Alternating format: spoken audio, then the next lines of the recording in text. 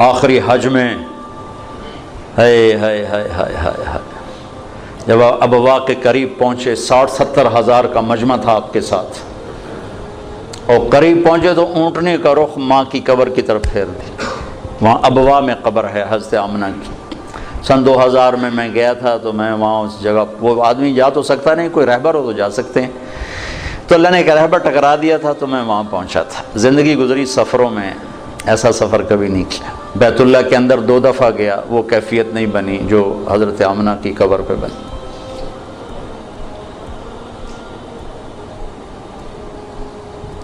مجھے وہ چھوٹا سا محمد نظر آنے لگا، جو ماں کی عمر کیا تھی؟ 25 سال۔ باپ کب فوت ہوئے؟ 25 برس۔ ماں کب فوت ہوئی؟ 25 برس۔ اور 3 افراد، ام ایمن خادمہ والدہ جناب رسول اللہ صلی اللہ علیہ وسلم، اچانک موت کا وار ہوا ہے۔ ممکن ہے ہارٹ اٹیک ہوا ہو، ممکن ہے، جو کچھ پڑا ہے اس کے مطابق تو یہی خیال آتا ہے کہ بولا نہیں جا رہا تھا، اور کروٹ پہلو بدل رہی تھی، اس سے پتہ لگتا ہے شاید ہوا ہو، بولا نہیں جا رہا، اور آپ سہمے ہوئے پاس بیٹھے ہوئے تھے، کیا ہو کیا ہو؟ پھر آخری الفاظ، کل حی میت و کل جدید بعد، بیٹا ہر زندہ نے مرنا ہے، ہر جوانی نے ڈھلنا ہے، لگتا ہے میرا وقت آ گیا ہے۔ وقد ولدت طہرا، میں نے ایک پاکیزہ ہستی کو جنم دیا ہے۔ شمع بجھ گئی، پھر آپ سینے پہ سر رکھ کے روئے ہیں، کوئی آنسو پوچھنے والا بھی نہیں تھا۔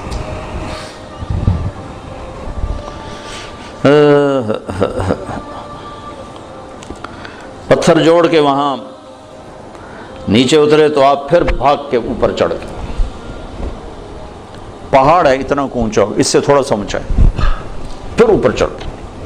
ام ایمن پیچھے پیچھے دوڑیں، تو اب ماں کی قبر سے لپٹ کے لیٹے ہوئے تھے ایسے۔ جب قریب آئیں تو آپ کہہ رہے تھے، اماں تجھے تو خبر تھی تیرے سوا میرا کوئی نہ تھا، مجھے چھوڑ کے تو کہاں چلی گئی۔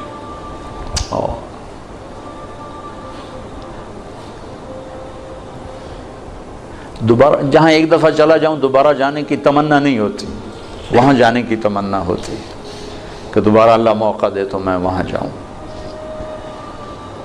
ایک وقت عصر ڈھل چکی تھی کافی، فضا میں بھی وہ سرخی چھا چکی تھی، تو موسم سوگوار، ایک وہ مقام، پھر وہ پڑا ہوا سامنے 14 صدی کے پردے ہٹاتے ہٹاتے ہٹاتے میں وہاں بے خود کھڑا رہا۔ واہ میرے رب، جس کو تو نے حبیب بنایا اسے اتنے بڑے دکھ میں ڈالا، ہوئے ہوئے ہوئے ہوئے، کمال کرتے۔ باپ دیکھا نہیں، بہن ہے نہیں، بھائی ہے نہیں، چلو مکے میں موت دے دیتا، کوئی دادا دادی کوئی تو چاہ لیندہ، جنگل میں موت دی۔ کبھی اللہ تمہیں موقع دے تو دیکھنا جا کے وہ جنگل۔ میں تو یہ واقعہ ہزاروں دفعہ سنا چکا ہوں، ہر دفعہ روتا ہوں، حالانکہ آدمی عادی ہو جاتا ہے ایک چیز جب بار بار سناتا ہے، لیکن مجھے نہیں یاد کہ یہ کہتے ہوئے کبھی میں آپ دیدہ نہ ہوا۔ ہائے ہائے ہائے۔ تو ام ایمن نے اٹھایا، بیٹا اٹھو، کہا نہیں میں نہیں جاؤں گا، مجھے ادھر ہی چھوڑ دے، میں نہیں جاؤں گا۔ کھینچ کے لائیں نیچے گھسیٹتے ہوئے۔ میں اس خوبصورت حال میں وہ کیفیت کیسے منتقل کروں جو وہاں میرے اوپر طاری تھی۔ مکے تک روتے ہی آئے ہیں، روتے ہی آئے۔ تو زخم اتنا گہرا تھا کہ 6 برس اور 63 سال، 57 برس گزر گئے، زخم نہیں بھرا، رب نے اپنی اونٹنی کا رخ ادھر موڑ دیا۔ اپریل کا مہینہ، شدید گرمی، تب ماں کی قبر کے سرانے تشریف لائے، اونٹنی سے اترے اور یوں بیٹھے اور سر ہی نیچے دیا ایسے، پوری پوزیشن چھوٹے بچوں والی، جب زیادہ لمبا رونا ہو تو بچوں کو یہ پوزیشن بنتی، یوں سر دیا،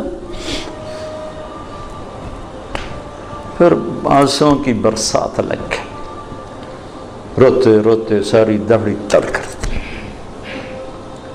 اور اس قافلے کا انتظام ابوا بستی میں تھا۔ ابوا وہاں سے 10 میل دور ہے اندازاً، چونکہ میں پہلے ابوا گیا، وہاں سے کوئی رہبر ڈھونڈنا چاہا، ملا نہیں، پھر راستے میں ایک مل گیا تو اس کو لے کر، تو پھر آپ نے فرمایا کہ میں ادھر ہی آج قیام کروں گا۔ وہاں نہیں گئے جہاں سارا انتظام تھا ٹھہرنے کا، ماں کے سرانے رات گزاری ہے۔ جن کے ہاتھ میں جنت کی چابی ہے، جن کے بغیر کوئی جنت میں جا نہیں سکتا۔ آپ نے کہا سارے نبیوں پر بھی جنت حرام ہے جب تک میں نہ چلا جاؤں، وہ اپنی ماں کے لیے ایسے بے قرار ہیں۔